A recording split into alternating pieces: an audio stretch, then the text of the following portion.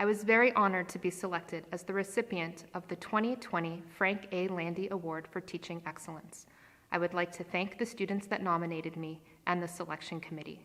I am especially grateful to my family for their love and support throughout the years. I have always enjoyed teaching.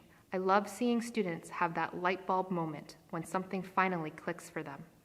Organic chemistry is a gateway course for many pre-health and pre-professional programs. Most students dread coming into organic chemistry because they have heard lots of horror stories about how challenging it is. However, it is my goal to not only help students to not hate the course, but maybe even enjoy it, at least a little bit.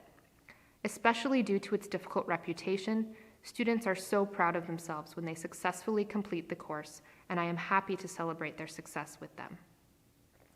It was certainly an experience to be notified of receiving this award right before SVSU closed down and we moved to remote teaching last March. I have always said I would never teach organic chemistry online, since it is a very visual subject.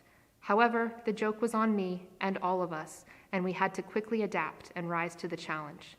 I am surprised but pleased to report that teaching organic chemistry online has not been the disaster that I always thought it would be. In fact, it's actually going pretty well.